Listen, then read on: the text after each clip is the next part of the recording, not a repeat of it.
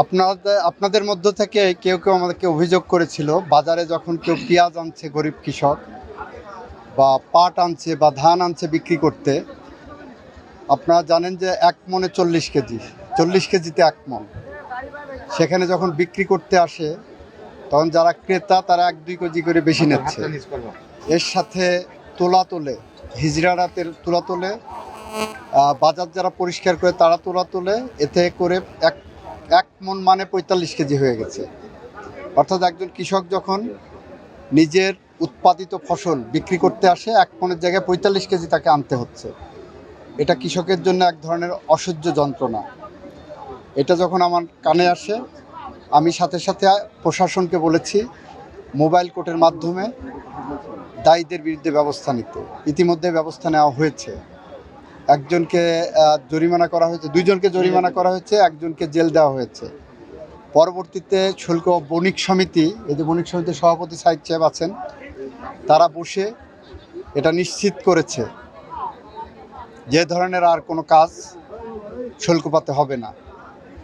এবং এখন পর্যন্ত আমি জানি ওনারা বলার পরে হয়নি। তারপরেও আমি আমার আত্মতুষ্টির জন্য সরাসরি বাজারে এসেছি দেখতে কোনো বিক্রেতা, কোনো কৃষক কোনো অভিযোগ করে কিনা সেটা দেখার জন্য।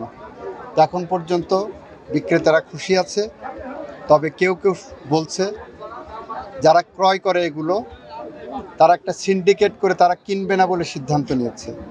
তা আমরা 1 সপ্তাহ দেখব, 2 সপ্তাহ দেখব, তারপরে তারা না কিনলে বিকল্প ব্যবসায়ী এখানে তৈরি হবে। এবং যারা এই সিন্ডিকেট করে এই কিনবো না বলে কৃষককে ক্ষতি করার চেষ্টা করবে, আইনগতভাবে তারা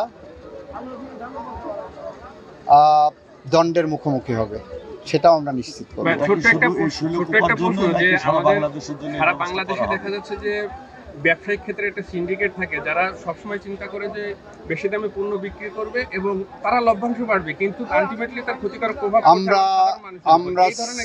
আমরা সমস্ত সিন্ডিকেট ভেঙে, সমস্ত সেক্টরের সব সিন্ডিকেট ভেঙে আমরা প্রান্তিক কৃষক যাতে লাভবান হয় সেদিকে এগিয়ে যাব।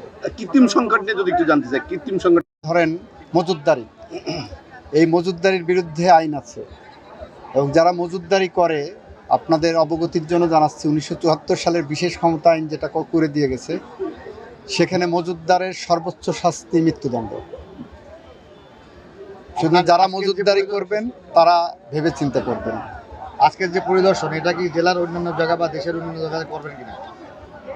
যদি আমি অন্য জায়গা ভিজিটে যাই চেষ্টা করব।